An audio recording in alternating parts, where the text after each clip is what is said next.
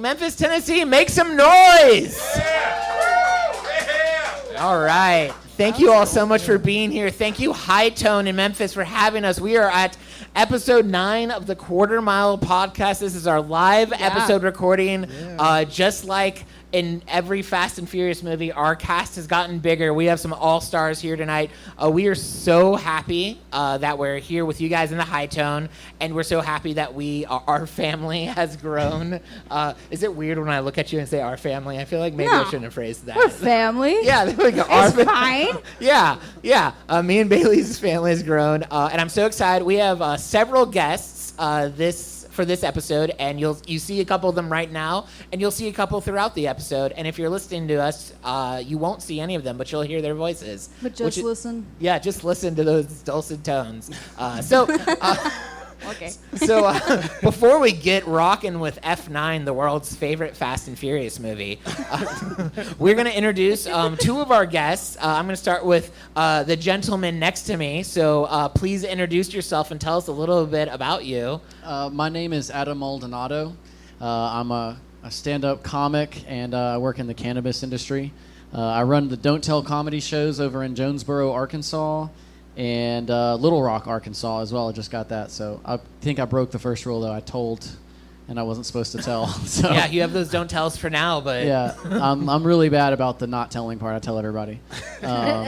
So does literally any comedian on those don't tell shows. It can be anybody from, So Adam, what is your relationship to Fast and Furious? Okay, well, they told me I could only take 5 minutes, so I'm going to try to make it as quick as I can.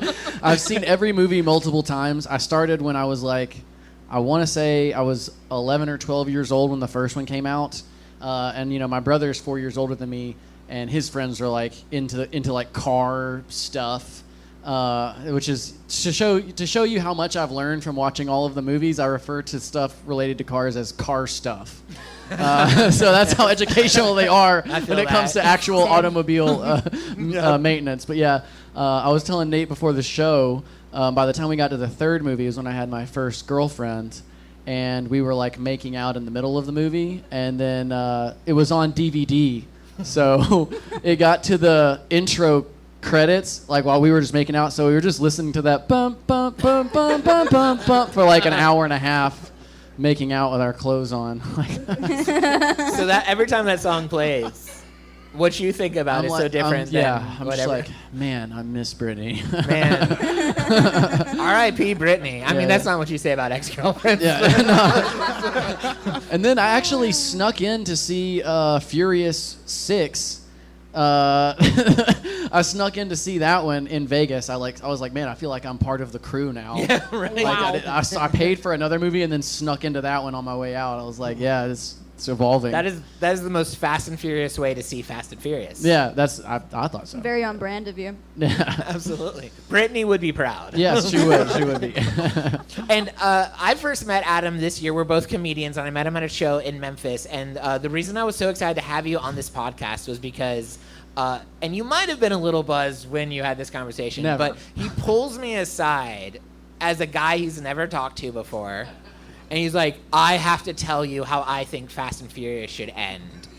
And the way he told, the enthusiasm, and maybe we'll get you towards the end of the episode, we'll get you to share because that's a question I'm going to be asking people for the Fast 10 episodes, how they think the movie should end. But the way Adam shared, it was, I'm just saying, I was a pastor for several years. If people shared about Jesus with as much passion as Adam shared about the finale he thinks Fast and Furious should have, this the whole world would be saved. It was. So we might get you later on to talk to that. So listeners, you got to keep listening. But and then our second guest is another comedian in the Memphis area, a good friend of mine, Nathan Jaxon. Nathan, tell us a little bit about yourself, man. Well, hello there. Hello. My name is Nathan Jaxon. I am also a comedian here in Memphis, Tennessee. I'm one of the curators for the Good Vibes Comedy Festival that is here held at the High Tone, upstairs and downstairs, with comics from all over the country that come in and do comedy at shows. So come for that. I'm a road comic essentially now, I guess. Yeah. Yeah, I've made it to that, so that's cool. I'm happy about it. Yeah. Yeah, awesome, man. And what is your relationship with Fast and Furious? Okay, look, so I was in high school when the first movie came out. I had just bought my first car with my own real money, right, from not stealing at Kroger. But Oddly specific. yeah. It's been too much time, so it's fine. But yeah, I got my first car and I built it myself. And so, like, I built a group of friends, and so we all like rode around wasting gas because it was hella cheap at the time. But I also worked at the movie theater too, so like, it was cool because I got to see it before it came out, and then I got to brag to my friends and be like, "Dude, you should see this movie. My car is the shit and yours is not. Mine is in the movie." You know what I mean? And so like, that was cool.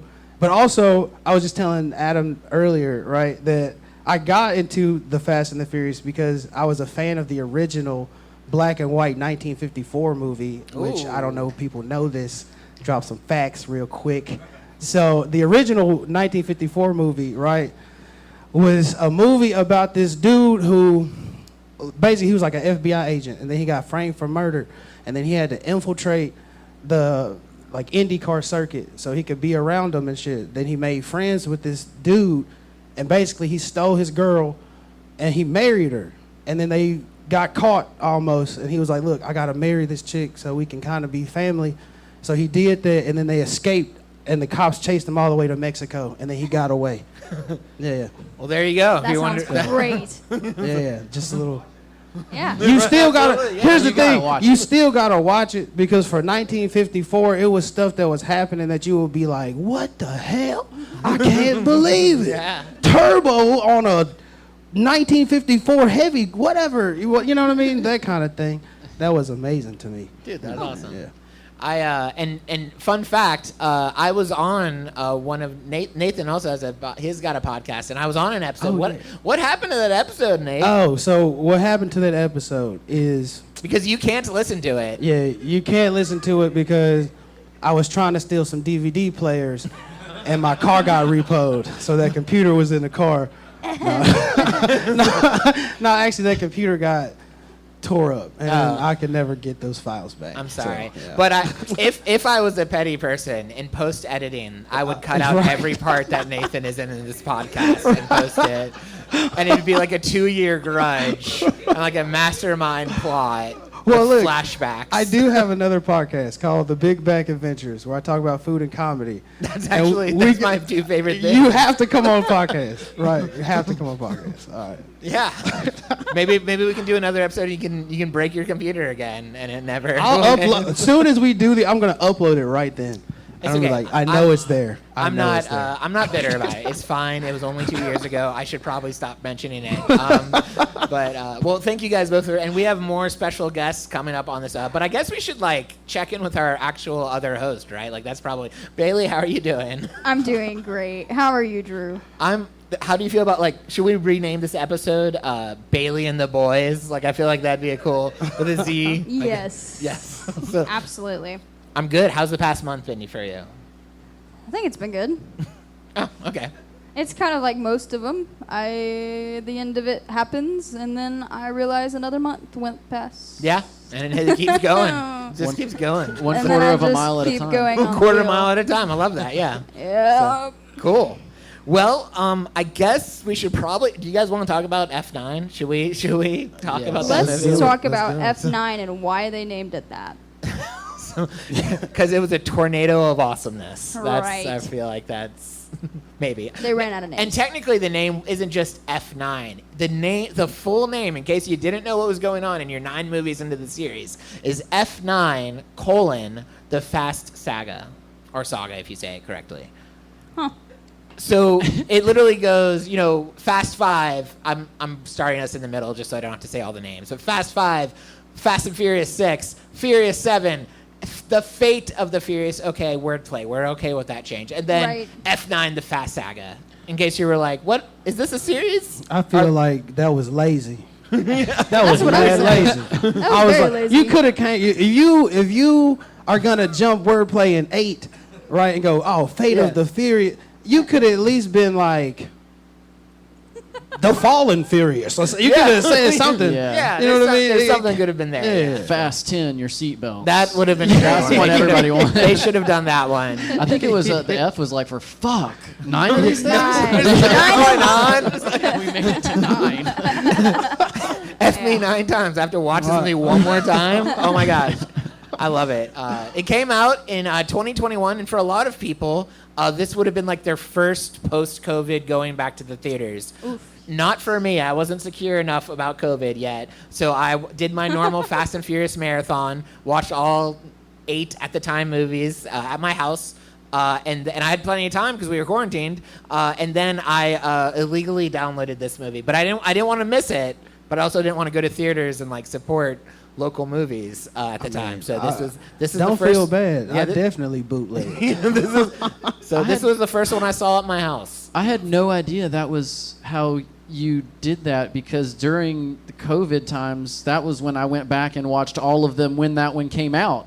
I was like, well, I'm not going to watch that one without watching. Oh, you can't. It's like no. kind of like we're like, I don't know, like brothers or something? Yeah, I feel a Family. kinship with you. Yeah, now, Yeah, that's crazy. We were doing the same thing at the You were same the time. We didn't even Roman know. to my Paul Walker. Yeah, there you go. We didn't even know. That's awesome. Great. So 2021, we ask this every month when we do an episode. What were we doing in 2021? Does anyone have any fun 2021 stories? 2021. 2020. We were not dying from COVID. We made it through Okay. COVID, so that part I can say. Oh, I can tell you something that happened in 2021. 2021 was a crazy thing. I've talked about this before, but in 2021, I did a show at now the closed Chuckles Comedy Club that Yeah. was here in town. R.I.P.. Right. I did a show with Lavelle Crawford. And Lavelle Crawford, if everybody knows me, is like top 5 one of my favorite comics, right?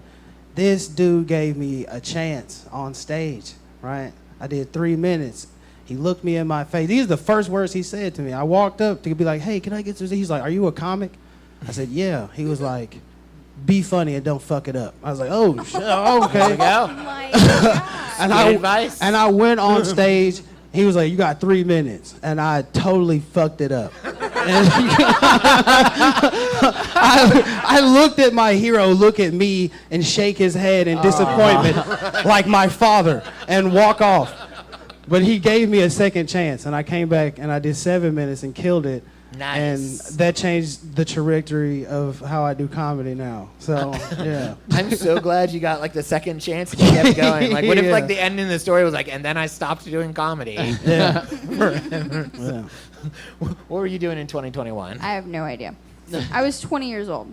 That was all. I don't remember. I was probably working at Best Buy.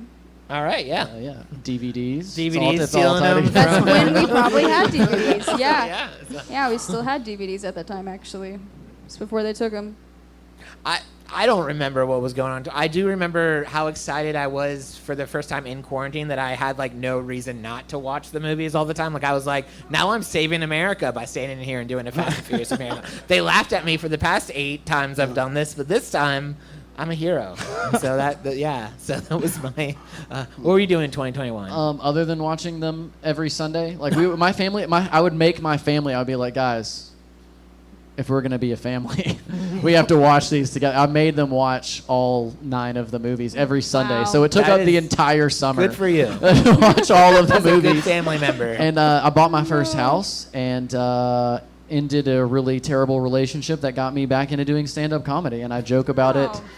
I joke about it every single chance I get on stage. I'm and so just glad that relation ended. So Yeah. that I'm so glad you went through all that. I mean, because then he got into his comedy, and Yeah, then yeah. we met through comedy, Yeah, and now yeah. he's here at this podcast. It's like everything happens for a reason. Yeah. Even traumatic relationships. That's terrible. I'm It sorry, also, Adam. him saying that, I'm like, wow, us comedians have sad lives, and all we have is Fast and the Furious. Yeah. That's all we have. but it brings you together. It's like Olive Garden. Absolutely. What if I don't know, like that was so relatable for me. I was like, yes, I felt that so much. So It came from the heart, Drew. yeah, I feel that. So this movie, the thing about F9, which stuck out to me a lot more than the other movies, although you could say it about some of the other ones, is it has the cast of a lifetime. Like literally everyone from 2021 is in this. Yeah. So Fast 9, F9 stars Vin Diesel, Michelle Rodriguez, Jordana Brewster. The first movie I actually liked her in. We've talked shit about Jordana every. man. This was the first movie she was not terrible. Come on, yeah, she literally. Can I do a dark joke? Are you guys okay with me doing a joke? Yeah. If I was Paul Walker and that was my on-screen wife for so many movies, I would have run my car into it as well. I'm just saying. That's Mia, dog. Hey, he was there for the tuna sandwich, bro. That's what they're calling. So we had Jordana Brewster, Tyrese Gibson, Ludacris, Nathalie Emmanuel, Charlize Theron, John Cena, Sung Kang, Helen Mirren, Kurt Russell, Lucas Black, and Little Bow Wow. But this movie did not have The Rock or Jason Statham, kind of. Kind of. Yeah, kind of. I wanted to check in with you about Jason Statham because if you guys haven't been, if you guys don't know, Bailey has discovered a new love through the Fast and Furious. This is not Fast and Furious, but it is Jason Statham. Okay. So That's true. It was Vin Diesel until he came into the picture. something about those bald guys, but she has a hierarchy of bald men, and it's It's because they're angry. Wait, but have they're not. Bailey, have you not seen him in The Transporter? Of course I have. Oh, okay. I was gonna say, wait a minute. He's a bad mamma jamma. He's What are you rolling talking around about? in oil. Sorry, not to Yeah. different car franchise. It's fine. But this movie's about the women. Let's be honest here. yeah, is it? They really Anyway. do give the women a lot more to do They in this do. movie. They really do. Jordana Brewster becomes a super spy, which is why Yeah. you don't like her. She's not just like, when are you coming home? Like she's Yeah. like doing stuff. You know, Yeah. she's all of a sudden is in Krav Maga and can like beat up. Yeah. Literally every mercenaries. woman in there has some sort of role.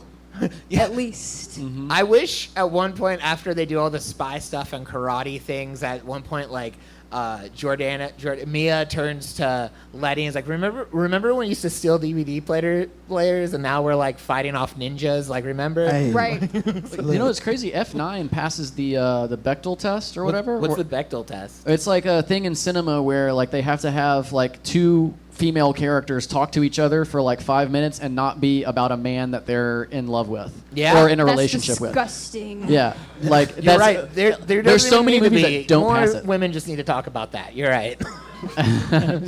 Oh, well, see, I see where I sit here now. Just so y'all know. Yeah, we're going to need you to do how many minutes? Five. Well, so 5 you need at least 5 minutes of not talking That's about my love stories. entire life is not talking about men for 5 minutes. Yeah, but This is the 5 minutes you hear me talking about men. you could argue that they like bring up Han. It's when they're looking for Han, but Yeah. they're not talking about somebody that they're like, oh, I wish he would love me this way or whatever. Like they're talking about the mission. you Yeah. know? So, and I really did. And fun fact, actually, 2 fun facts. Second one has nothing to do with actually what we're talking about, but I think it's the best Fast and Furious 9 fact out there. But regarding this, I think it was Letty, Michelle Rodriguez, was the one who's like, me and Mia need something.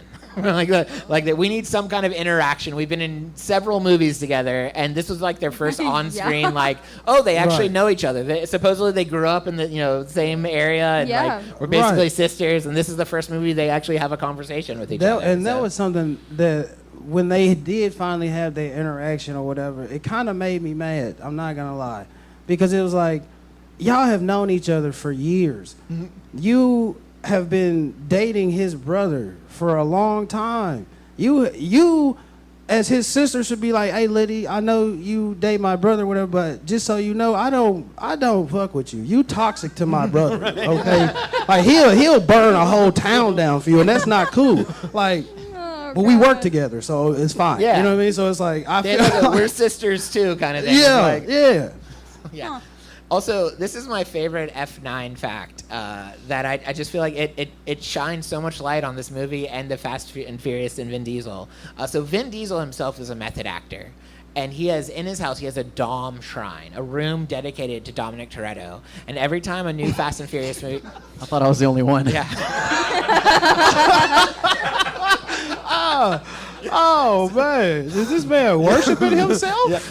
It's where he goes to get in the character and I guess pray to himself. I don't know. But and this is the part where I have to remind everyone listening or watching, I am not making this up because this next part sounds really made up.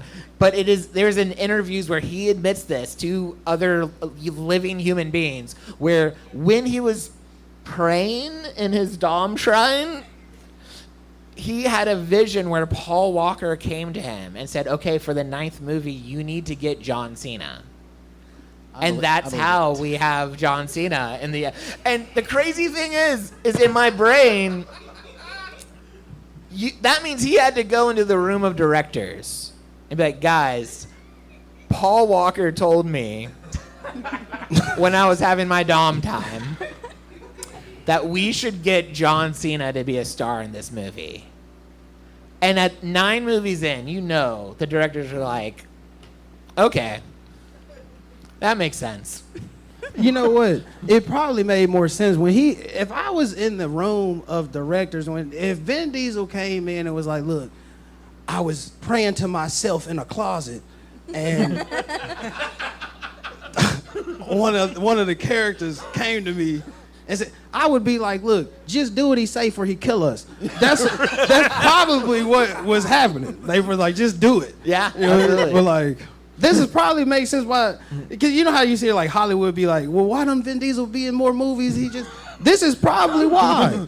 This is probably why. He probably got sticks and trees in another closet, and he's like, I got to get into Groot character real quick. Like, okay, that's wild. Love it. Yeah. That's wild. So, if you watch our podcast, if you listen to our podcast, you know that what we normally do, because in case you haven't watched Fast and Furious, we always like to take care of you, like to give you an AI plot summary. However, this time we're doing something a little bit different. We brought in another comedian. So at this point, I'd like to introduce our AI plot summary of this is Zach Hello. Williams. How you doing? Vin Diesel Part 2. So glad to be part of this. Who apparently found the Vin Diesel shrine. I've found my new identity. I just feel so right now. So very happy. So before, unless you're too into character and we just need to rush to the family, dude. It's please, fine. Tell us a little bit about who you used to be and things that you did. So in my previous life, I was known as Zach Williams. I'm a comic here in Memphis. I host a weekly open mic bell curve comedy at Urban Consequence Brewing Company. I also co-produce a monthly show at High Cotton Brewery. Last Saturday of every month, and upcoming, I have a show with High Water Comedy at Germantown Community Theater Friday, October 4th. Come see it. And that's all I got going on. And here's the thing about Zach. We asked him to give us a plot summary for F9, which he's about to share. But the fun fact you all may or may not know is we asked specifically for Zach to do this because I knew that Zach had never seen any Fast and Furious movie ever. So what's more fun than asking someone who's never seen the first 8 movies to just randomly watch the 9th movie and then share with us his own plot summary. So, without further ado, I would like to turn the stage over to Zach to share us his plot summary of F9. Fast and Furious 9 plot summary. Scene 1. We open on a stock car race. A driver whose helmet says Toretto is driving. As he pulls in for a pit stop, 1989 pops up on the screen. A mechanic, Hubbard, comes to the driver's side window and tells the driver, Jack, that he doesn't need to try so hard. Jack looks over the dash and yells, Jacob, now! Into the frame walks another mechanic who we learn is Jack's son, Dom. As Dom coaches his dad on navigating the track, the team behind Jack's car starts yelling at them. Once out on the track, Jack and the other team's driver begin driving aggressively at each other until Jack's car is launched into the air where it bursts into flames. Scene 2. Vin Diesel and a toddler are working on a tractor on a farm, far enough off the grid that they don't have to worry about child labor laws. A woman in overalls comes out when a car pulls up. The child, Brian, crawls into a hole in the floor of the barn, and Vin Diesel and Miss Overalls arm themselves. A man steps out and introduces himself as Roman. Then Ludacris and one of his backup dancers get out of the car and everyone hugs. Ludacris's backup dancer plays a grainy video of Kurt Russell sending out an SOS message that his plane is under attack. It is revealed that Kurt Russell caught Cypher, an evil hacker with a Captain Kangaroo haircut. It is also revealed that his plane went down in Monte Quinto, not a real place. It is now nighttime on the farm, and Brian is asking Vin Diesel if he knows where God is. Vin Diesel goes into his garage and rewatches the Kurt Russell video, then looks at a photo of a church.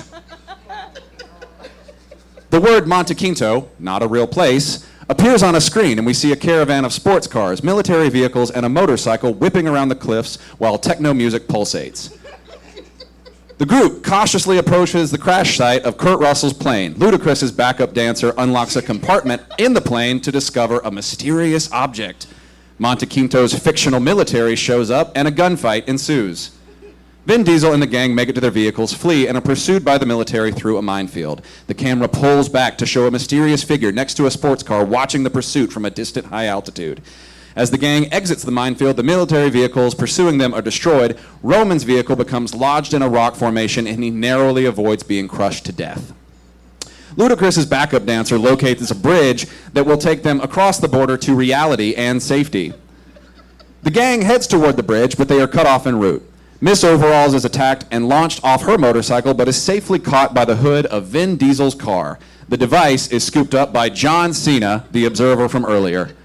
Vin Diesel and John Cena lock eyes, then race towards the bridge. Ludacris arrives at the bridge first, but destroys the bridge as he's driving across. As Vin Diesel and John Cena race, a military helicopter appears and fires missiles at them. John Cena hits his nitrous and flies over the side of the cliff, only to be scooped up by a stealth plane. Vin Diesel uses his nitrous to go over the cliff and catches one of the bridge cables on his passenger front tire, causing his car to swing across the border into safety. Back on the military plane, Ludacris's backup dancer announces that she's recovered GPS coordinates from Kurt Russell's plane. Then Ludacris says, quote, "Question, who is Jacob?" Because he had not seen John Cena. Dom and Jacob confront the rival driver who... Flashback. Dom and Jacob confront the rival who caused the crash. After the driver insults his father, Dom attacks him and ends up going to prison. Scene 4. John Cena is meeting with his captive, Cypher, in an aircraft hangar. John Cena shows her the device recovered from the crash. She tells him that the other half is in Edinburgh. Scene 5. Vin Diesel leads his group through a Tim Burton's Batman-style military base. Ludacris states that this must be Kurt Russell's secret hideout. Vin Diesel tells the group, "Whatever happens, it's on me." Roman replies, "Whatever's on you, it's on us." While Ludacris and his backup dancer repair computers, Roman begins to question the nature of his reality, recounting past adventures and marveling at the statistical unlikelihood of their continued survival. His observations are ridiculed and ultimately dismissed. While Vin Diesel and Miss Overalls are talking, Ludacris walks in and says, "We've got company. I think you know this person." Some white woman walks in, and we learn that it's Vin Diesel's sister. Vin Diesel points out that she has left her children to be here, and she tells Vin Diesel that her kids and his son, Brian, are with Brian. After the group reconvenes, Ludacris's backup dancer explains Project Ares, the mysterious object recovered from Kurt Russell's plane. Vin Diesel suggests that they split up to find the other piece before John Cena. Before they leave, Ludacris brings up an image of an Asian man, revealed to be a dead man named Han. Vin Diesel pulls out the photograph from the church and remarks that he received it the day Han died, and turns it over to reveal that the postmark is stamped Tokyo. Flashback, Dom is in prison where he's working in an auto shop. Dom realizes that his father's fatal crash may have been a result of some tampering with the engine. Dom leaves prison and immediately goes to a street racing meetup in direct violation of his parole. There, Dom meets his brother Jacob and challenges him to a race. Dom wins the race and Jacob is sentenced to drive away for good. Scene 6. Vin Diesel pulls up to the racetrack where Jack Toretto, and confronts Hubbard the mechanic, who gives him a Corona beer and tells him that John Cena is going to London. Cut to Tokyo. Miss Overalls notices a Mexican flag in the window and assumes that it must be connected to Han. Cut to Cologne, Germany, where Lil Bow Wow and his friends are working on a rocket car. Ludacris and Roman show up. Ludacris asks the mechanics for a vehicle that does not explode and explains that Vin Diesel sent them. Cut to London. We see a fancy jewelry showing. Helen Mirren walks out with a stolen necklace, and Vin Diesel catches her stealing the keys to a sports car. The police chase them while Vin Diesel inquires if she has seen John Cena. Amazingly, she has. She then takes him to the set of a rap video at a mansion where John Cena is hiding out. Vin Diesel meets John Cena, but is then arrested. In the police van, it is revealed that Cardi B is one of the police that arrested Vin Diesel, and all the other officers are just her background dancers. Back to Tokyo. Miss Overalls and Vin Diesel's sister break and enter the apartment with the Mexican flag, where they discover a photo of Han with a young girl. Suddenly, a young woman appears and tells them to get down, right as a hit squad attacks. Feminist kung fu ensues. Miss Overalls is saved by Han. Back to Edinburgh. A mysterious box is being delivered to a room. In a church, Otto places a small electrical device. Vin Diesel is driving, and now the whole gang is in London. And they're looking for as they're looking for John Cena, their tech gets scrambled.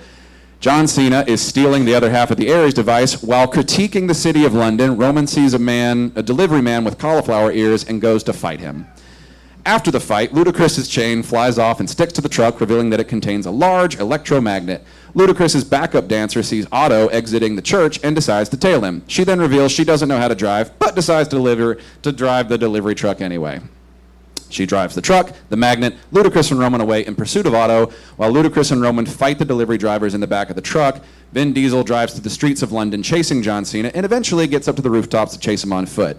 Ludacris and Roman defeat the delivery drivers, and Roman again points to their success as evidence of the fabricated nature of their reality.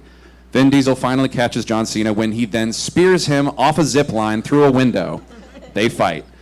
John Cena is about to escape when they use the super magnet, and his car rips through a gift shop and sticks to the truck. Back at John Cena's aircraft hangar, Otto begins to assemble an army to rescue John Cena. Cypher suggests that if this was a movie, this would be the moment where the bad guy has an unexpected setback. Cypher and Otto argue about which Star Wars character he would be.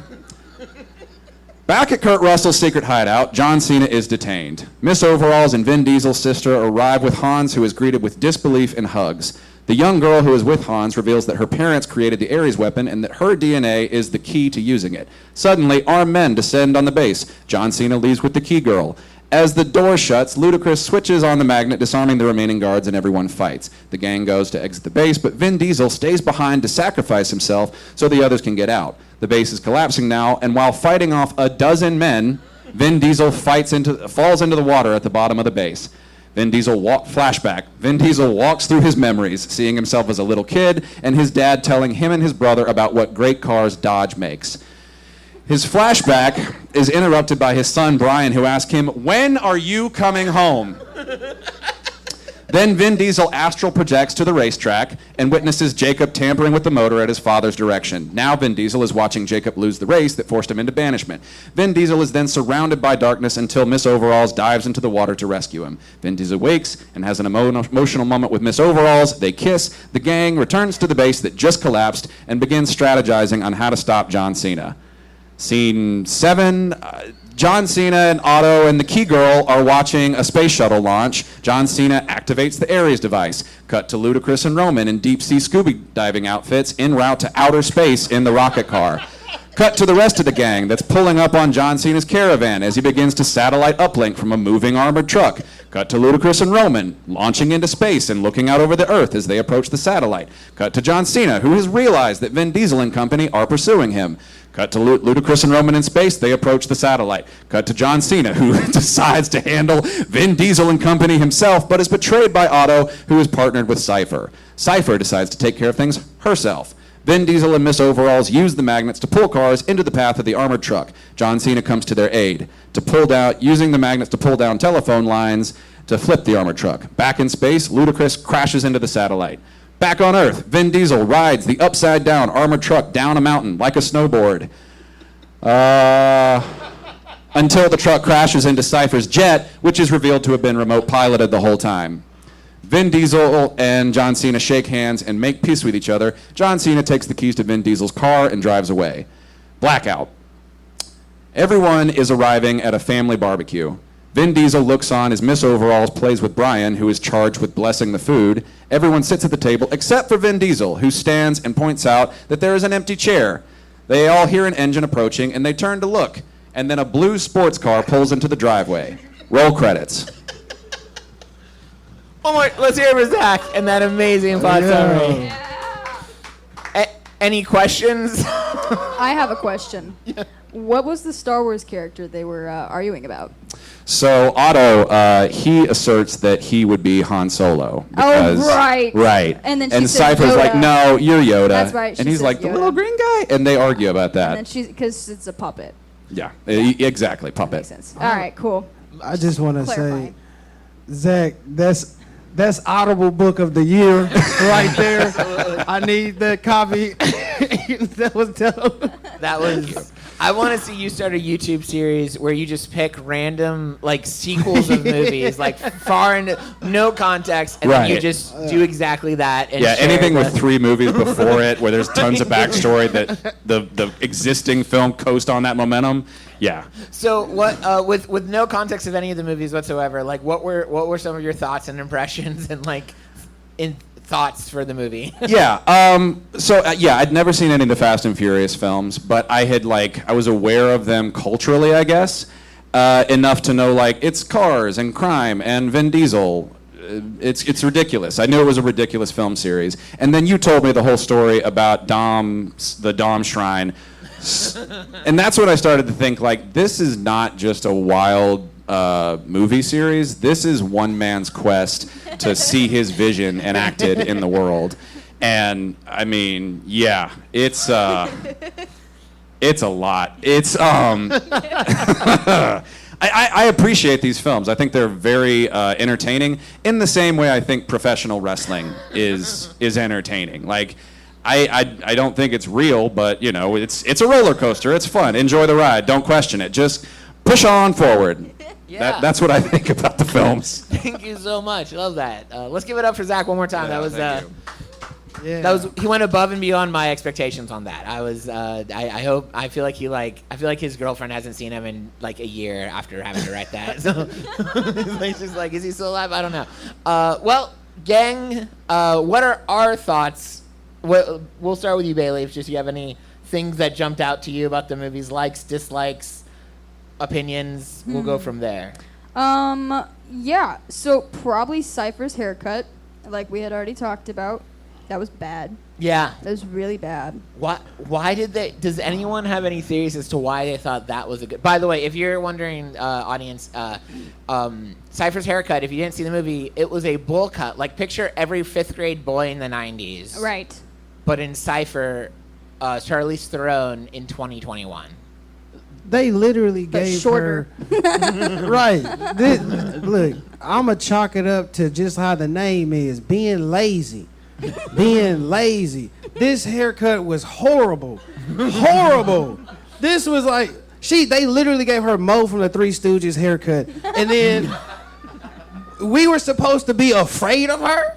I was like, what is this? What is this? This is an angry lady at a Supercuts who now wants to blow up the world. I feel like we're taking for granted the fact that everything in these movies is intentional. Right. And So someone was like, let's give her the. not I need someone. to speak to the manager. Charlize Theron had to have picked that haircut for her character arc or motivation, because let us not forget when she had white girl dreads. Yeah. In the last movie. Yeah. She was like, There's- what can I do to top the white girl dread? Yeah, there's no way that 5th grade bowl cut. Got if it. she didn't like that haircut, she would not have that haircut in the movie. Like she was like, this is menacing. This is Yeah. Imagine getting your ass beat by somebody with that haircut. It's like Mandark from Dexter's Lab. Like getting slam. Like if you got like slam dunked or like crossed over with somebody with that haircut, you'd be like, I am never playing this game again. Like, It is terrifying, I guess, when you put it that way. That is Yeah. true. It was When a very... she had the dress, she did kind of embody the 2 twins from Matrix. Yep, she really did. both of them. You're right. I got a kick out of Roman's character basically being Deadpool of the FU now. Like he's definitely like his opening scene is like, how are we not dead yet? Which is what all of us are wondering. How are you not dead yet? And throughout the whole thing, he's just like, maybe we're invincible. Maybe we can do like. I don't know. See, I don't want to go too far because this is a group podcast, but this is where we start delving into my theory of This is a Greek tragedy. All right, this is perfect Shakespearean storytelling. Roman becomes what's known as the chorus, and he also represents the audience looking in. So now they've transitioned. 1, 2, and 3, regular action movies. 4, 5, and 6, cool, crime, gritty, heist movies. 7, 8, 9, now we're into Godland territory where anything can happen. You know, Literally. MCU, whatever, meteors falling, whatever. That's where now we've transitioned into that. And he's noticing. He's waking up. Yeah. I mean, he literally kept saying that they were invincible. Yeah. Yeah. He noticed. He's our eyes and ears there. So this is what I'm learning about you, Adam, is like you're one of those people, not one of those people. That sounds. Let me finish. Just saying that because There are two kinds of Fast and Furious fans. There are the ones, I'll be like myself, who don't think there's a lot of rhyme and reason to the movies, but I just think they're fun, and they know they're fun, and they don't promise you a great plot or higher education afterwards. They don't promise you an amazing surreal moment. They promise you a good time with car crashes and laughing at how dumb they are. And I'm like, that's all I need in life. Like that. Thank you. And then there's the other fans who look at everything that Fast and Furious does through the lens of, like, this was on purpose. Yeah. And this was genius writing. Yeah. It's a scripture. It's a scripture, really. It's not that it doesn't make sense. It's I'm not intelligent enough yet to properly understand. Yes. But see, me, I'm the connected. exact opposite. See, because me and Adam was talking about this outside. So, like, I'm the exact opposite. I'm like, okay, maybe this was here for a reason, but there's a lot of stuff that is not here. Like, the one problem with F9 that bugged me the most, where y'all mama at? Where is y'all mama at? Okay, we have gone all these movies, y'all talking about y'all daddy. We get to your daddy, and we obviously see you and Jaxon, he paying 2 child support payments for something. So, where is the mama at? Where is, you know, there's a sister in here too. Maybe there's two They moms. never talk about. Right. That's another thing I will say. They did not bring up, what is her name? His Which- sister. Dom's sister. Mia. Mia, right. She's not in any of the flashbacks. Where's she at? Right. She was in the race. She was in the race. They when brought Dom- She was back- at the she was at the race? There was the drag racing scene where they kicked John Cena's character out of town. Yeah. Jacob. Jacob, yes. Right. And I did like how they tried. But here's the funny thing: they brought back like all the characters from the first one. So there was a young Vince, a young Mia, a young was a young Letty, Mia. I gotta look back at a that. young Jesse. But did you all notice there was in our first episode when we watched we talked about the different crew, and there was that guy, I think his name was Leon or Lenny, and he's never referenced again in any of the movies ever. And they didn't even put him in this flashback. He's like maybe he didn't exist. Maybe I'm making him up. Do you remember Leon from the first movie? Leon and Jesse were the last 2 friends to come about. Yeah. So, really, in a sense, they were just newcomers. You see what I'm saying? So maybe Leon wasn't part of the crew. Yeah. Okay. Leon really was Vince's friend. Oh, okay. So, yeah. So that was on me then. I see. This is where it's like, or are these movies dumb, or are they higher and more intelligent than you? And in this case, that's what. You're talking Leon, the guy that got mad at Paul Walker for trying to get with Mia? No, that's Vince. Vince. But there's okay. another. There's another dude in the Leon. first Yeah, one. the other. He drove. I think the yellow. He drove the yellow car. yellow R33. Yeah. Yeah, he totally did. Yeah. Yeah, you're right. Leon doesn't come back. I don't think. No. It's just Vince. Unless he's the. What if him and Vin Diesel's mother were the villains behind everything, and it turns out. Oh, okay. I No, know the absence. Okay, look here. The absence of the mother is what creates their necessity to try to keep a family together. Right, mommy That's where it issues. comes from. there we That's go. the absence is. And by the way, great job, Zach. But I do want to ask a quick question. Do you have a heart at all? Because how are you not crying when the blue car pulls into the driveway? I'll be honest, I thought it was John Cena. When I first watched it, I was like, why does he get out of the car? He had to go film Royal Rumble or something? That's what I thought. I was like, I don't cry because I'm very manly, but there was there were tears in my eyes, and I had the little frog in the throat, and I was like, he's gonna come bless everybody. Like Brian's not dead. Like he's not dead, but he's dead. I do think it's funny that in this movie they always equate death to going and raising children. And, like, he's not here because he's out taking care of the kids, which is just as much as being dead. I mean, might as well be. If you think about The it. spirit passes through to the children. Guys, come on. I mean, and then the other thing is I have this. to explain the whole thing. Look, here, the craziest thing is this. because I'm stuck on this mama business. So we got to see Jason Statham's mom. She popped in, right? I have a note on that in a second. So, and I thought that, I was like, oh, okay, this Vin Diesel, this y'all mama, right? No, that's horrible. Yeah.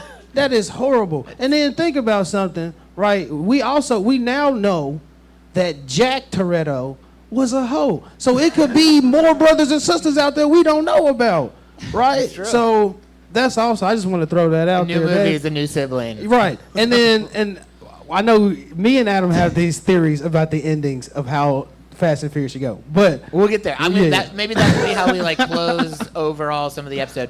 But here's the thing about Helen Mirren, Deckard and Owen Shaw's mom in the movie, in the scene where she's driving and Vin Diesel's in the car.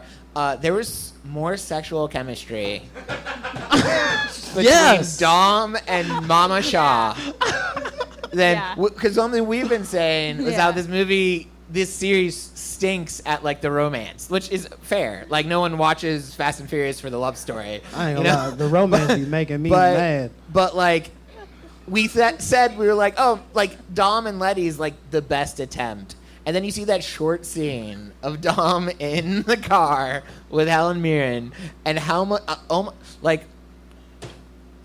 She wanted him to drive. Yeah, there's something there. Before they even get in the car, he's looking at her. He's like. He's looking at her like you can tell like Vin Diesel, he probably went to the shrine and was like, I had a vision, like while Letty was, brain wiped, and while we were at odds with Jason Statham's character, like he fucked Jason Statham's mom. Like that's, you can tell he decided that he fucked Miss Shaw. Like, oh, Miss Shaw, you back? How you doing? It's been quite some time. You want me to give you a ride? Especially when you look into their Instagram communication, where like she was posting pictures and like, I want to be in one of the Fast and Furious movies, and then he posted a video of them dancing sensually. Oh yeah. Yeah. And then he was like, I'm just saying. I don't want more love story. Right. I don't want to be the one to say it, but I'm gonna say it. So Helen Mirren might have fucked Vin Diesel in the shrine room for the role. He's a method to actor. Be Shaw's fucking mama. You know what I'm saying? That could have happened. Helen Mirren, she might. I ain't gonna lie. I used to have a crush on Helen Mirren. Helen Mirren might be a freak out here in these streets. You never know. You never know. So. Say it. Transitions, right? Like, how do you go from that to? It all comes full circle. Here's what I really liked about this movie, although it might conflict with your saying that they actually are on purpose with their plot. I love how ridiculous F9 is. It is over the like, and by this point I'm 8 movies in, so like I'm in the Fast universe. When they catch Letty with a car, I said to my friends I was watching with, "Oh, thank God there was a car there to break her fall." Like that's not a real thing. But 8 movies in, I'm like, yeah, that's what cars do. It makes sense. And so, like, there's so many stupid things in the movie. Like, I was all on board with, like, when, like, this, my favorite and the dumbest scene was when Vin Diesel's fighting off those 12 men in the sewer. And he grabs the chains and he pulls the sewer down to finish off the army. That it took an army to stop him, but they couldn't. And he had this, and Vin Diesel and Dominic Toretto in none of the movies leading up to 9 has ever admitted fault. He's never been wrong on anything. And it took a clandestine experience from God or a higher being of him having a flashback astral projection moment to realize that not that he was sorry, not that he did anything wrong, but maybe there's some good in his brother left and all. That was the first attempt of Vin Diesel in 9 movies being wrong. But it wasn't really that he was wrong. It was just that there was information he didn't readily have available. And then he gets it through the act of something. And divine intervention. And as dumb as that is, I was like, well, yeah, that makes sense. I mean, you gotta think about it. He haven't probably been having flashbacks from all the brain damage of jumping out of cars and shit and huffing gasoline. It's all just concussions, yeah. This nonsense is working. Oh, it's working. It's working. And I love the biggest critiques people have about the movie is the scene where they go to space and also bringing Han back for a second time. Which let's give justice and credit to the fact that Han they killed him off in the 3rd movie on purpose. And the fans were like, we want him back. And it was such a big deal that they brought him back in the 4th movie and explained that, oh, the 3rd movie was just in the future. And then the 7th movie, they killed him off again, but that was supposed to be like how he actually died. And there was so much, like, people were so angry about that. They had a hashtag Justice for Hans moment. So they brought him back in the 9th movie. This character has died real in the TV show, the movie, or whatever. And, like, the director's like, it's like, that's how much they love the fans. That's how much they either don't care or respect, like, their audience. And, like, people were making memes about, let's go, take him to space. And they're like, you know what? In F9, we'll send him to space. In a Pontiac Fiero. And Right. use duct tape to keep it together. And And they'll that's- be wearing scuba suits. That's one of the craziest scenes of all time, of any movie.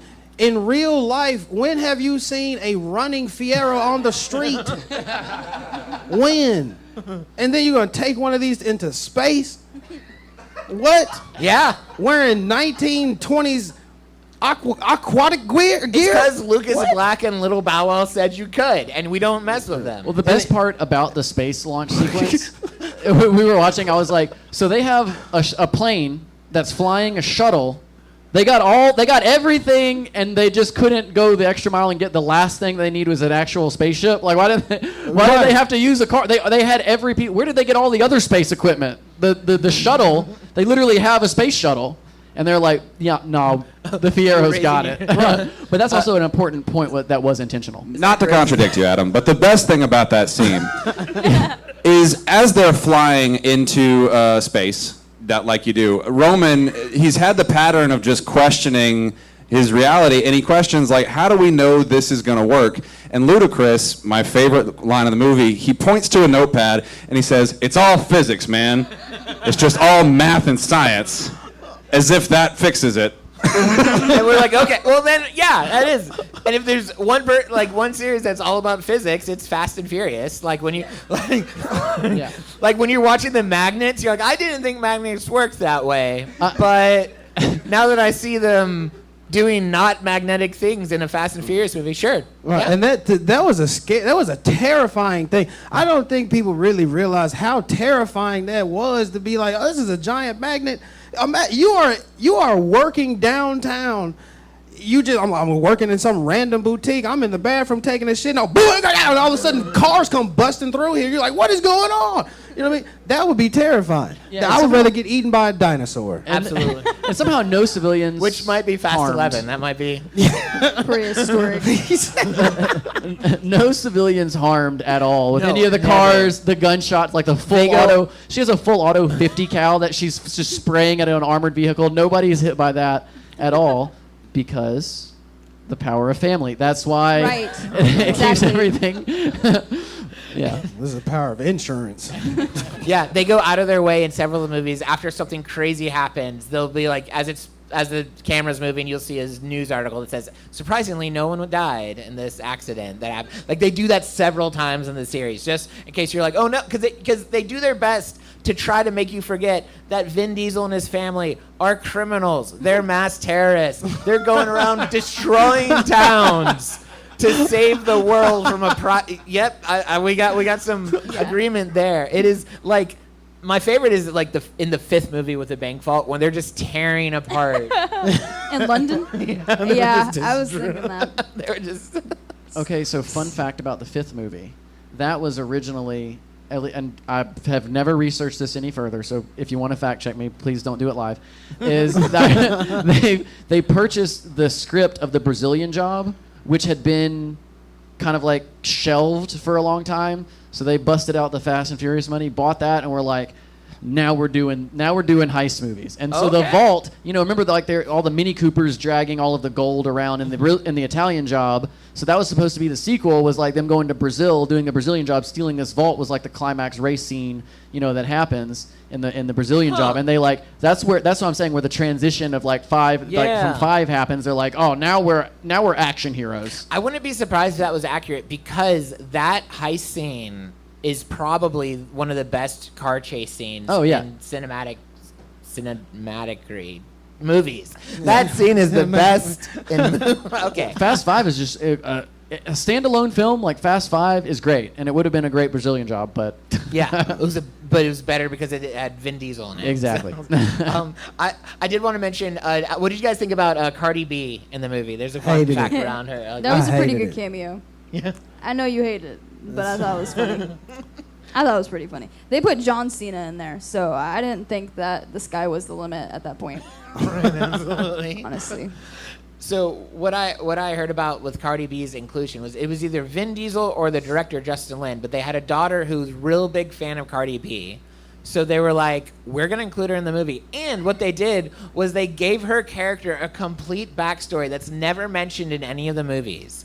And there's no reference to it except for if you read interviews, they're like, yeah, we gave her character a backstory that we might go into later if we want. But apparently she's has a girl crew of people, and like they've worked with Vin Diesel's crew before, and they're like well known in the universe. And it's because someone's daughter is a really big Cardi B fan, and they're like, yeah, let's give her a character. And then because it's Fast and Furious, and they don't really care, they just had one throwaway line in the movie that explained it all. And it's like, oh, okay. You said someone's daughter, so that would be a member of their family. Yeah. Yes. Low key, she looked more like Vin Diesel than Maya does. So she know where their mama is. I just want to throw that out there. Did we have, and this is going to be a hard question for you, Adam, did we have any issues with the movie? Were there any things that we were just like, 9 movies in, that doesn't track? Well, my original issue was that it was too short. So I purchased the director's cut, which is like almost 3 hours long, and I Yeah. That watched seems that. like a fitting amount of time. For that Yeah, I movie. watched that one, and it really cleared up a lot. Oh, good. Someone on Reddit talked about that too. They were like, "Well, if you watch the director's cut." Also, everyone blasted this movie online when I asked for like polls of what people thought of F9, and then and it's been a week of people just talking about how terrible the movie is. You can check us out on Reddit or on TikTok and all the other things at the Quarter Mile Podcast and see people's comments on it. But just last night, one person was like, "F9 was my favorite movie of the whole series." And I was like so proud of this person to jump on with like 180s. This is the worst movie, and he's like, I actually liked it, and I was like, I like prayed for this person. I was like, I don't know which 12-year-old Respect. YouTuber is about gonna knock you out, but anyway, my biggest issue with this movie was I thought John Cena was a terrible villain for it. I thought. He should have been this. If they called me up and were like, Drew, how should we make this movie better? This is what I would tell them. Cypher should have been in charge from the whole time because she was the bad guy who got away from F8, and then she ended up being in charge by the end of the movie. And she had such a great villainous haircut, so you can't put that to waste. And then John Cena was apparently like he was doing all this stuff and stuff like that. But like if he had been working for her, his character would have been so much better. Like they didn't need the double cross; they needed her to be in charge the whole time. We would have lost the Star Wars quotes, which is a bummer. When he's like, "Get me Chewbacca" or something, That was just so random, though. There were two Star Wars references. Yeah, That's crazy. and Yoda puppet sticking up your yeah.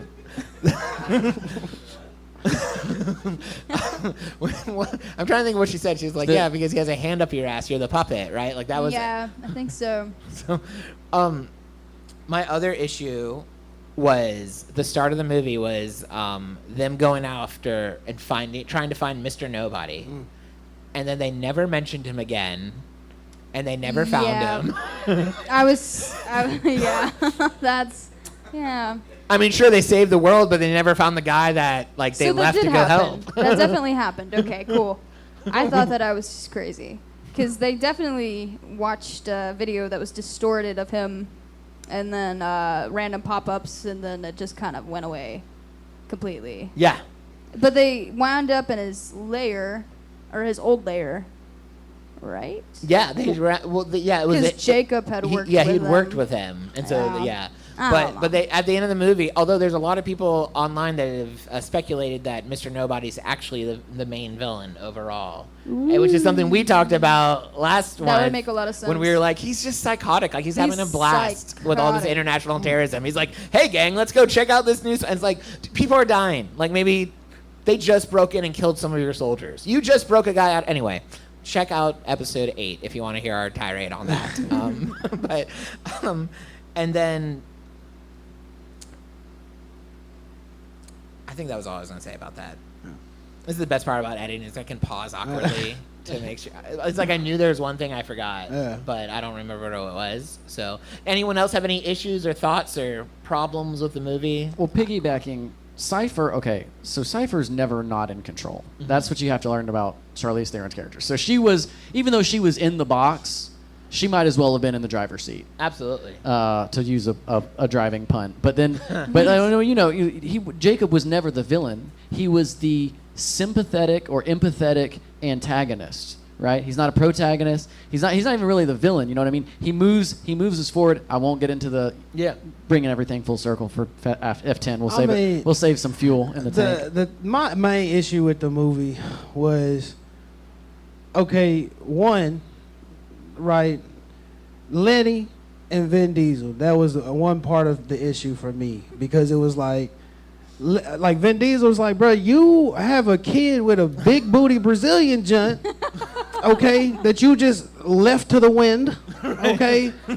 all right, and then who is a police officer? Let's not forget that. Then you got Letty. Letty, if you ever watch Letty, is like, I don't give a shit about your kid. She does not. She I don't give a shit about your so kid. quickly. Right? She's like, I don't. This ain't my kid. I don't care. You know what I'm saying? I had brain damage, and you was out here having children, right? Like, when you see that, that's crazy. And I'm like, and it's almost like Vin Diesel's like, look, he don't spend time with his kid. He's spending time with Brian's kid. Like, that's crazy. You teaching Brian's kid how to work on cars? Where is your son? No, that was his kid though. That was his kid. That's right. That's right. Yeah. That is true. That is true. My bad. I mean, it's fair because he looked like he was we couldn't tell his age, but he was a baby in 8, and then there's just a random toddler. And so I get that, but it's mainly the fact that Letty. I'm kind of in the same boat where I'm like Letty. I'm like, yeah, she was like, well, kid, but whatever. You know what I'm saying? And then if the other thing I guess was the fact too that we don't get no mentions of moms, none of that. Once you have family, your dad. I guess you know what I mean. Like, then too. Now Cardi B, the question now that's stuck in my head. I'm like, that's his sister or something, right? But then I think the main thing is that it's just some of the character development, because I just love the movies, but it's like there's things that I'm like, yo, people forget. Ludacris was taking classes, I guess on DeVry or something, the entire time to become a computer hack, because this man owned an illegal chop shop in Miami. Too Fast, Too Furious. Yes, people forget that, right? People forget that, and then it's like, technically, Roman Pierce, he didn't get expunged. He is still a convict. Okay, he is still a convict. And then it's like, who is building the cars now? The only person building a car is Vin Diesel. No, who is? You don't need anyone else when you have Vin Diesel building cars. Bro, stop it. Because it's like Letty, she was out here helping build cars. Letty's like, oh, you got a kid? I got stuff to do. I'm getting my nails done. And it's like, that's crazy. You know what I mean? Brian's, he is in hell watching children somewhere. You know what I'm saying? And then Absolutely.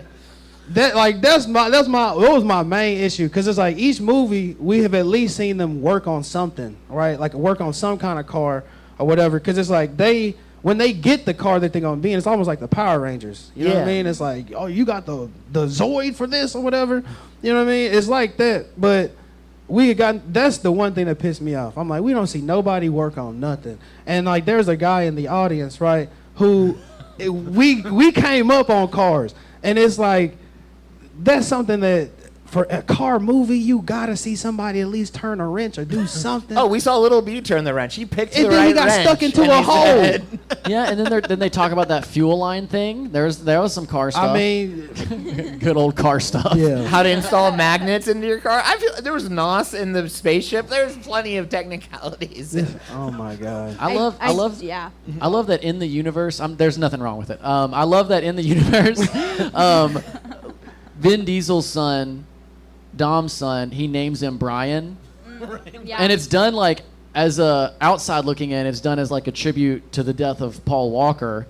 But in universe, it's well, what is Brian's kid? What is he gonna name his kid? Right. It's in the universe, he's gonna name him Dom. And that's another thing too. It's okay, well, Maya Ben had the kid. how old is he now? Right? Yeah, he's. It doesn't matter. It doesn't matter. See? They don't matter. So before we move on, we wanted to give, if any of you in the audience have any like raging, I have an opinion on Fast and Furious that these 4 people have stirred in my heart, and I really want to get off my chest.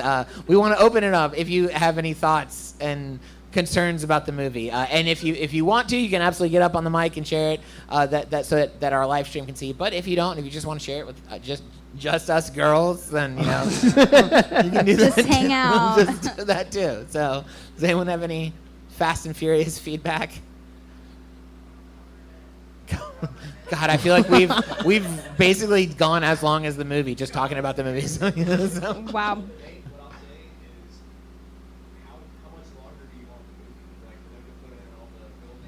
I want to see some real mechanic work. I want to see, somebody doing something.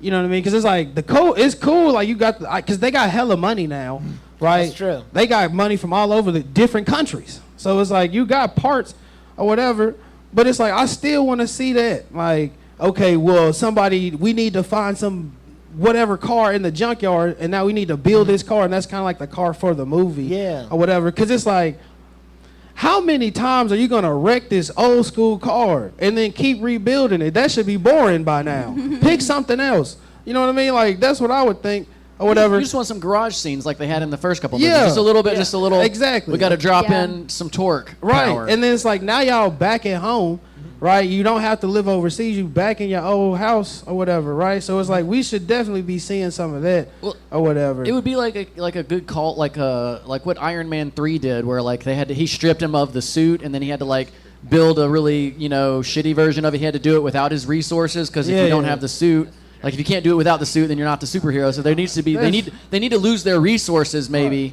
at some point in one of these movies, so then that way they can get back to their roots. I get that, but it's like that strong feeling of being like, this is a car movie, right? This is a car movie, and like we all know that you can't make the car go without working on it, right? So it's like, and it's like that's their whole MO. Their whole MO basically is that, like, whether they're doing a heist or going to space or whatever, the whole MO is that they know how to work on the cars, whatever it is you put in front of them. That's why you hire know. the Fast and Furious team. Right, Yeah. exactly. I miss the races. Like, they used to always have a race in the movie, and that was cool. And they kind of scaled it back as far as cars in the movies, but one thing they still try to do is include, like, the cars kind of match the personality of the person driving. They used to do a lot more, and I would love to see a lot more, but like when they went from racing movies to spy movies, that was something that they kind of transitioned. And it happened kind of in between directors too. Okay, so random transition. No transition, actually, not even a random one. Speaking of cars, let's talk about villain rankings. So here's what I'd like to do, and we're gonna do it with movies and villain rankings. Me and Bailey, we're gonna talk about it as it compares to our list, and then for Adam and Nathan, we're gonna ask you guys to share with us how you feel, like, in a broader sense, how you feel about the movies and the villains. Like would you put it as like your favorite movie or favorite villain, or like in the middle? And like we'll let you share more about that too, because we want to hear you guys' opinion. So Bailey, why don't you kick us off with villain rankings? Where do we put, and who are we counting? John Cena as the villain for this one? I guess so. That's what I was thinking. Yeah, so it's Jacob, technically. Yeah. Okay. Because I saw that you put his name in here. Yeah. Also, in case I forgot where I ranked him, I put him in there. So I know it's fine. people try to spell things all quirky and stuff. That is how he But, spells his name. I'm not wrong. yeah, It's with a that's- K instead of a C. The Like an stupidest of the illiterate That's person. dumb. Anyway, so Jacob. that's dumb. I don't really consider him much of a villain in this, really. So I would probably just put him at the very end. Honestly, He's the he ninth, seems 10th, like 10th that worst he's villain. just Yeah. a brother that's used to being in his other brother's shadow, Right. And it broke him, and now we're here. Yeah, he So- took the most extreme reaction to people liking his They brother went through more trauma. than him. Yeah. I mean, we've all been there, but becoming an international criminal, that seems like a bit Yeah. much. Like, I put him, in my rankings, I put him as third to last. So the two that I think are less, I didn't think he was a good villain, and the two that I would put as worst villains, and by that I mean like not fun to watch, not like diabolical. Worst villains, I put Reyes from 5 and then Tran from 1 because I'm still trying to figure out, like, I need to rewind. Was he that Reyes bad? and Like, Tran, yeah, I don't know. so, but I'll put him as third to last, so not very notable. So, what do you guys think? As far as villains go, where would you put this overall in your... I think me and Adam, we on the same boat. You want to go first? The guy from the dude from the second movie, right? Yeah. He number 1 because he was putting rats on people's stomachs with buckets. Like, that's psycho shit. Yeah. Then I'm gonna say Tran after that because Tran really had goons and Tran would really pull up on you on dirt bikes with AKs and shoot at you and shit. So it's like that was some real mobster type shit. Those two top, and then after that is I would say, man, I'll say Cypher just because her stupid ass haircut. I have to say that. And then I have to go, I guess Deckard, and then, the Deckard, and then the rest of them, and really Jacob, he go last because his name is stupid. And then the other thing is that the fact that, like, Jacob really just had middle child syndrome. Yeah. That's all it was. He was the middle I child. always forget about me. See? I was like, oh, there are 3 of them. That's right. Right. Cardi B could have been after that, but who knows? But the thing, he really just had middle child syndrome, and he was just mad at the world. He couldn't get his way. That's what I'm saying. Yeah, right. And it's like, how could you not get brainwashed by a chick with a stupid ass haircut? Like, What about you, Adam? What do you think? So like Nate was saying, I think the classic, like, quintessential villain, I want to say, was it Carter? Is that the guy from the second movie? Yep. Yeah. Carter, I mean, he's chopping off cigars. Like he said, with the rats in the bucket. I think he's great. But I think, Tran introduced Johnny Tran. He is also a sympathetic villain in that he wasn't really the villain. He wasn't actually the villain of the first movie. What was he doing? Defending his family. That's what he was doing in the first movie. They were coming after him for race wars. He was trying to stand up for his family's legacy. Which was the name of a race gang. It wasn't. Well, anyway, Oh, yeah. Watch the first movie. Yeah, sorry, you gotta watch the first movie. Race wars. Not what it sounds like. That was the craziest thing too, because Tran was an Asian dude who wasn't on no gang activity. And his parents loved him. You know what it's like for Asian kids? He slapped him in the face when the police came in. Yeah. That and like for his dad to slap him in the face and be like, "You're a disgrace." Tran was ready to burn the city down. Yeah. He was ready to burn the city down. That's how you know he was dangerous. And that's what led to the canon event of losing Jesse, which we don't have to get into that right now if we don't want to. But so him, and then I think honestly, Cypher, honorable mention for probably the best because, like I said, she's never not in control of what's going on, and then she has something that happens in the next movie in 10. But I swear they're gonna redeem her, and I'm gonna cry. She kind of did get redeemed a little bit. Nope. She's still a villain. But the real villain, I think we gotta all acknowledge the fact is Vince for dropping the F slur in the first movie. He was like, you could go down the street to Burger King and get a burger and fries for $5.99. Bloop, and just like drops it. It's like, whoa, what? I was so worried there for a second. I was like. No, I'm gonna say it in my car later when I'm singing to a soundtrack. I was like, oh crap. Hey, you said it wasn't a clean podcast. Right. But like, the funny thing is that to me, a lot of people looked at Vince as like he was a villain, but really Vince was the hero the entire time. I'm sorry, can you say that louder so Bailey can hear it? Look, really, to be honest, Vince was the hero the entire time. Here's the reason why Vince was the hero the entire time. Vince's character really should have been a black dude, to be honest, because Vince is at the races. He grew up with this dude, right? They hanging out all the time. Then think about something. You know your homie. We hanging out and stuff like that. We stay at our daddy house now. You know what I mean? You stay here, this and that. You meet this random ass Superman, blue-eyed white man, and go, it's okay. And then he had Negro instincts and was like, this is the police. Yeah. This is the police. This is the police. He said it. He told him this. And then look, here go the real villain of the movie, the first one, right? And a lot of times people get Maya, but Mia was a villain in the first movie. Think about this. think about as a man, you his friend. You like, man, we doing everything together. You treating his house like it's your house. You are treating his sister like she is the best thing in the world. And then here come this white man who eat tuna sandwiches like a weirdo in the heat. And goes, hey, I'm just here for that. And then she had the nerve to go, hey, I'm going to give you what restaurant. And then she took him to this restaurant. And Vince literally, if you watch the movie, when they leave the restaurant, Vince's car is across the street. Oh, God. Vince was there. He was watching. And think about something. I don't even think it was on no stalker stuff. I think he was just like, I just want to make sure she's safe from this random ass dude who eat tuna sandwiches. Come on, man. Dude, that was villainous behavior because she literally goes, Vince, what was that restaurant you wanted to take me to? And he's like, Fazoli's. And then she's like, Brian, take me there. Right. That was so fucked up, dude. Right. So after your homie just gave him your beer. Didn't see that Mia is the So we Bailey and I had a great discussion about all of this on our first episode. Exactly. About that, which is, we appreciate hearing your sides. Right. I know Bailey has opinions on Vince. So if you want to, if she doesn't know it, you all check out our 5th episode and check out our 1st episode and check out our 2nd episode, and you can catch up on the whole world building. But would you like to respectfully disagree with any of the things that these gentlemen have said? And we won't give them the opportunity to refute afterward. You'll get the final say on the Vince issue. Okay. Well, so I think that maybe when you're a female and you hold power and guys are looking at you like a snack, you can do whatever you want. So when you got this dude that's been probably chasing her, but we don't know because they don't give us any backstory actually about Vince besides him looking at her like a snack.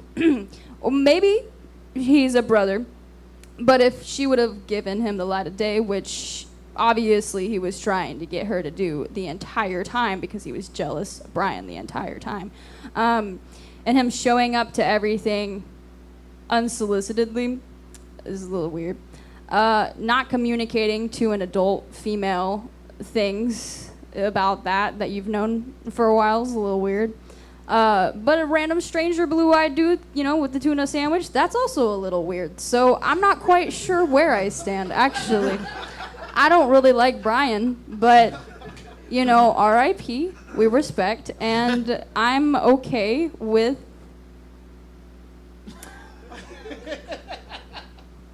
stuff. All right.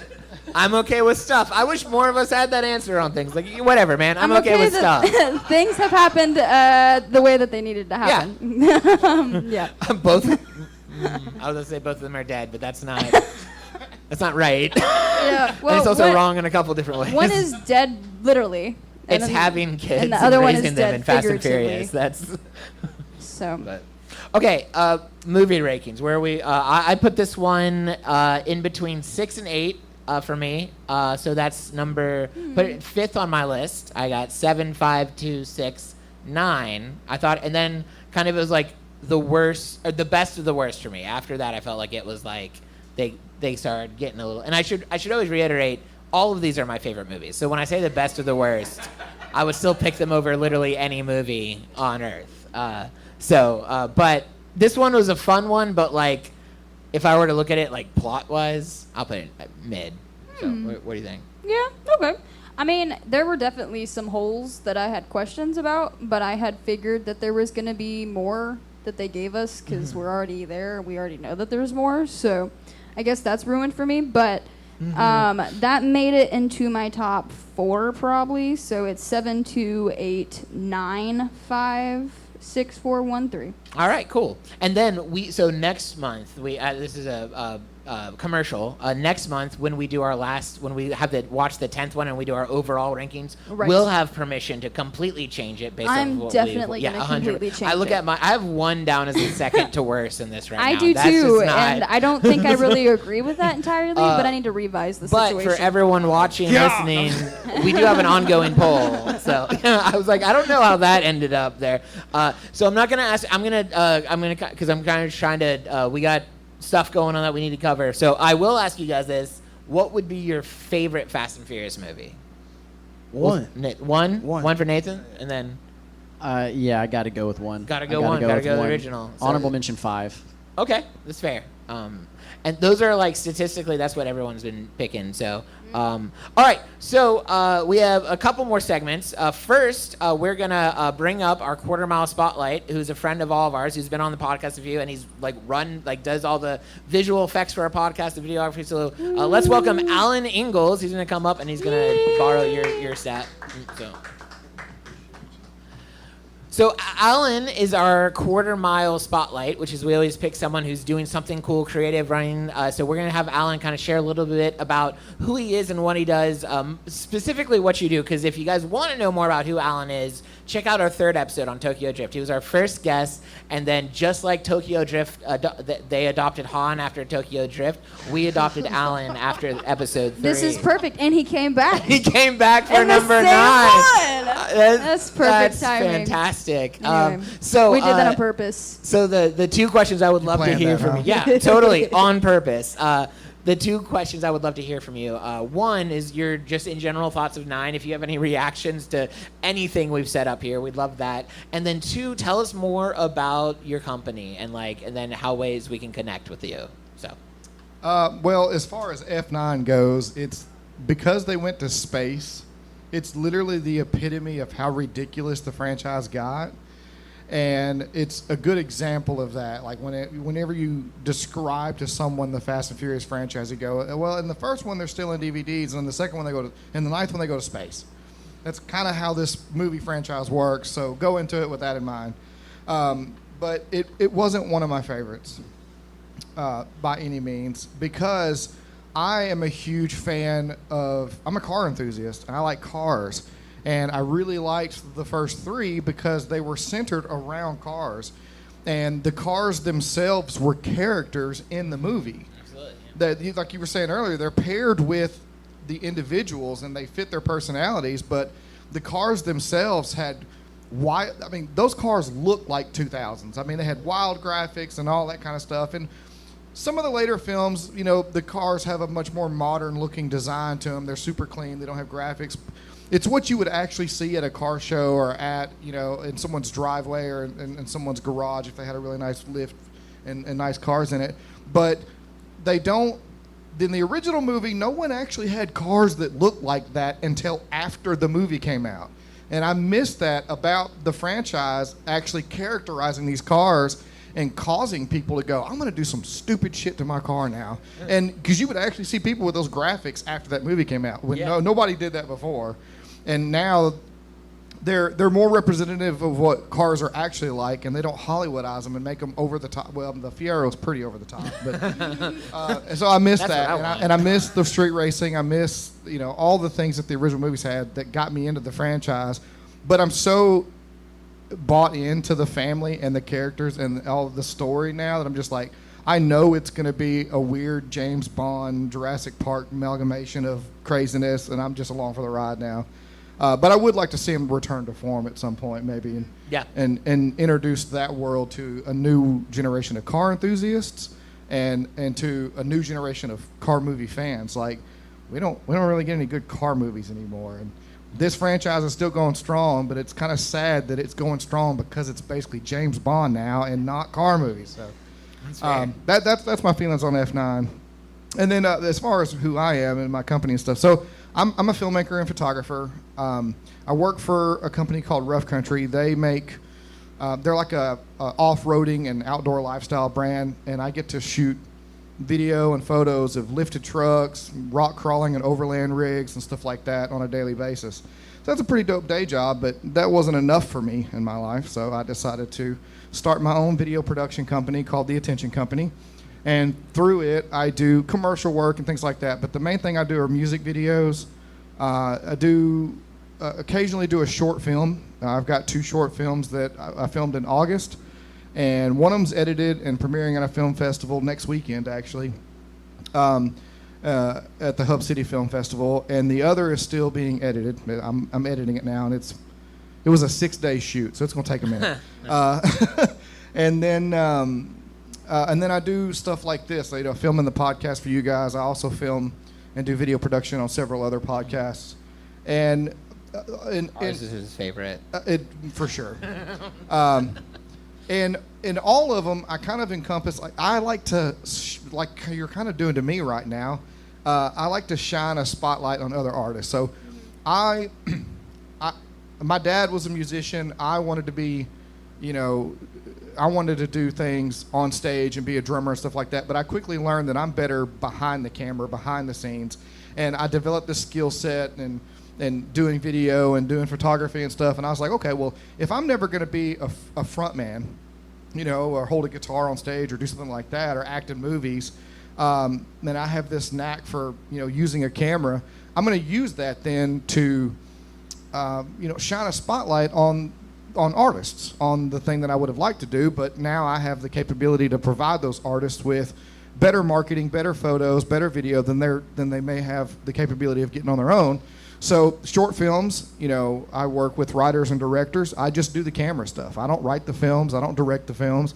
I just do the technical stuff and allow them to write the stories. And a lot of writers, directors, the several that I've worked with don't know how to operate a camera. So their stories would never be told if it wasn't for someone like me that wasn't trying to be the next Steven Spielberg. I'm okay being Steven Spielberg's camera guy, and help get his vision to the audience.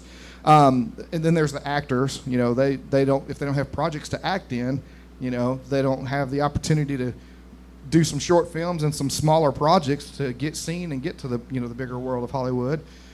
Musicians, love working with musicians and doing live shows, photography, video, and then music videos to help promote the musicians and also the music, both in the same. Yeah. And then podcasts like this. The first couple videos you guys did, it was like,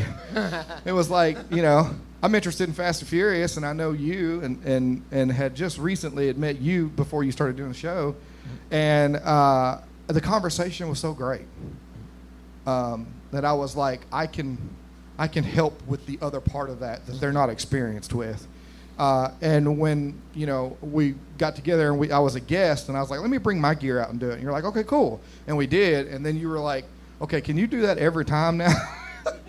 And yep. I said, yeah, because that's anything that I can add or do to help elevate the conversation that you guys are having to make it look better, sound better, and reach a bigger audience is it's kind of what the Attention Company is all about. Yeah. It's getting viewers and consumers' attention on artists that might not otherwise have the capability of creating quality media. Yeah, I love that.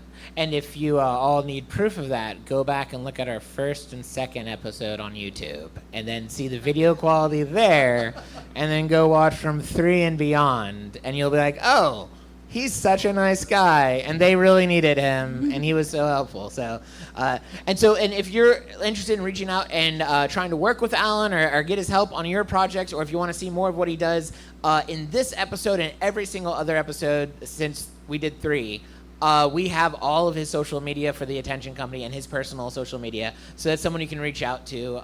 Thank you, Alan, for being here. So let's give him up a hand. Thank you, Alan. So before we end, we have one more segment of our show, and it is called Bailey's Best Bits, and Bailey's going to tell us a little bit about it, and then we're going to tell everyone how they can. We have a decent enough, like a small enough group where we can give you all options to get involved. Yeah. Yeah. So this is Bailey's Best Bits, where I choose typically 3 moments or 3 things because I like the number 3 and it makes sense. And then you choose which one was the best bit or which one is the best option of what I'm saying. So I actually came up with 2 for this one because I have the most fun moments, which I didn't put the car in outer space because that's just going to be obvious, because that's random. And then I have the character development as well because, again, we got the family back. We got quite a few of the original members, so you get to see of the development at this point from 9 movies. So I'll do the most fun moments first, or I guess whichever you want to. Let's do fun moments. Also, super random, but does someone have a pen I can borrow? Oh. Like a vape pen? There should be one in my purse, Rach. I got one. Okay. So, yeah, I'm going to try to So here's the different part of this. It's usually just me and Bailey, and usually I'm guessing the answer. And if I get it right, I get a point. If I get it wrong, she gets a point. But we have enough people, and I'm kind of killing her in the competition. So so what we're gonna do. So what we're gonna do is we're gonna give everyone the option to get the answer, to guess what her best bet is, and then we'll if you're correct, I get a point. And if you're incorrect, she gets a point. And not saying that this isn't a fair competition either, because you have 2 options to be incorrect and only 1 option to be correct. So I'm not exactly, but I'm so confident in my lead, I'm not too worried about it. So anyway, so we'll all get options. So Bailey, go ahead and tell us the fun ones, and then we'll do the character development after that. Okay, I think I'm just entirely predictable, but so we've got Queenie, the Queenie scene. Whenever him, good old Vin Diesel, he catches her stealing, and then she's like, "Oh, why don't you be my driver?" And then he's like, "No, you can do it." And then they drove and all that good stuff. That was funny because obvious reasons. Shaw's mom is literally a baddie, so. And then next, you got Ramsey driving that car because she's never driven before, and it's in a Fast and Furious movie over a person that's never driven before. So that was very interesting for them to add into that. It's a different scene to see somebody cause chaos for something that wasn't as intentional this time. She just was bad at driving. And then you have the Han's apartment scene where you had all the baddie females kicking whoever that was, his butt. Who even knows at this point? I don't even know who this guy was. I can't remember if he was a part of the bad Jacob team, the bad Cypher team, or a random dude from the Tokyo Drift stuff. So I'm not quite sure. But they were kicking people's butts. So that's the 3 moments. So to chalk it up, Queenie scene, Ramsey driving scene, Han's apartment without Han. So you guys have at least 3 fingers. So you're gonna hold up which one you think it is for her or the scene that she picked. And for reiteration, it was Queenie driving. Yep. That's number 1. Number 2 was Ramsey driving, and number 3 was the girl fight scene in Han's apartment. Yeah, there we go. So and you can completely guess, even if you haven't seen the movies. You can just pick one. So yeah. And really, what you're picking is what you think Bailey thinks is the most fun one. It's not really what you think. So let me see your dim fingers, and I'm gonna go last. So I got a 3, I got 2s, I got 3s, I got 2, I got 1. Is that 3? Yeah, 3. All right. You know what? I'm inclined to. I feel like she spent this most time talking about 2, so I'm gonna go 2. So which one was it? And keep your fingers up so I can tally how many points we get. Which one was it? Why does it? I even put it in a different order this time. That's not fair. Do I do that every time? Do I always put it for the second one? No? Okay, well, the Ramsey driving, was that the one that you were saying? That was the one I said. Number 2? But, yeah, so if you said 2, I get a point. But a lot of people didn't say 2. So let me see your fingers so I can count how many Technically, points. it is 2. Okay, so I get 2 points from that. But then I get, you get 1, 2, 3, 5 points from that one. This is such a smart strategy on my part for this game. I'm so glad I did this. Okay, I'm going to need you guys to be correct on the next one. Okay. So I'm still going to go last. You've been already winning this entire time. I'm going to need I have to make a comeback. I'm going to need you guys to do better. That was a warm-up round. Oh my god. And I'm not impressed. Wow. So let's characterization mode. That's a good category, though. Well, for the next one, character development, you've got 1, again, Ramsey, 2, Letty, and then 3, Roman. So Who do you think? How much they've grown over How the much past. they have grown over the series. It's Again, feel free to guess Ramsey, if you don't. Letty, and Roman. And I know that technically Ramsey hasn't been through it and stuff very long, but she's been in like those weird, 3, yeah, she's crazy. been, like, yeah, she's we've been seen in her- enough. we've It's seen been some in growth, enough. yeah. Okay, cool. So She she ain't counts. been in no kind of real danger. Yeah. She So been So yeah, character development. So it was Ramsey was 1, Yep. Letty 2, Yeah. and then Roman 3. Yes. All right.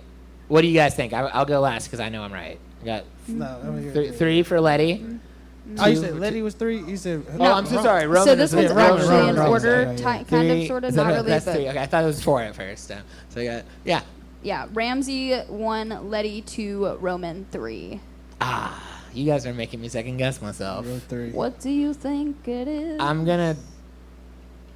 I should not trust you guys from the Don't last suck. one, but peer pressure is a thing. So I'm gonna also Don't say choke. I feel like Roman is the most accurate, but Letty has the most stage time, and Ramsey no. So I'm gonna go 3. Roman. What's the real answer?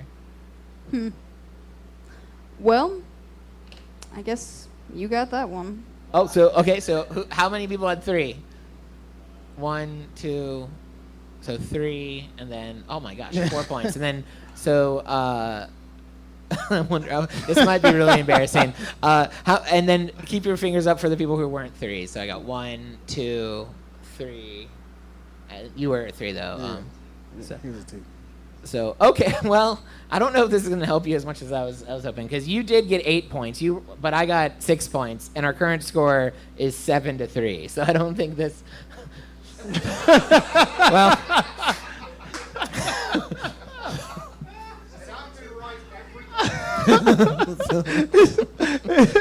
Well, at least we're having fun. There we go. That's the spirit. The real winning was this podcast experience. This is what we can say. Yeah. Okay, so before we close out, just a few things. 1, thank you all so much for coming. Give yourselves a hand for being awesome and being at our podcast. 2, thank you so much for the High Tone, who's currently getting ready for another show, and nobody who's working at the High Tone can hear me say thank you. But maybe they'll listen to us when we air this episode next Wednesday and be like, yay. So let's give it up for the High Tone for being awesome. Yay. And lastly, thank you, guests. We had this was like the Avengers of the Quarter Mile podcast. We had everyone here. So thank you for being here. You all made this show so much fun and unique, and I'm very excited to post it out, and because this will just have a fun spice to add to our show. So Yeah. and then the other things are, Bailey, do you want to let us know all the social medias that people can follow and do? You can follow us on all socials. That is the Quarter Mile Podcast. And then on TikTok only is Quarter Mile Podcast. Because they hate us, yeah. Because they hate us, as per usual, is what I always say. Yeah. And so, yeah, we're everywhere. That sounds so creepy. All around Yeah, you. just give us a like and subscribe. Okay, well, thank you guys so much. This has been the Quarter Mile Podcast. We've had fun, and we just want to remind you to do your thing, listen to a podcast, go have fun. We're about to go to a roast comedy show, some of us, and others of us are going to go eat. Like, do whatever you want after you listen to this podcast. Just have a good time and live your life a quarter mile at a time. Have a great day.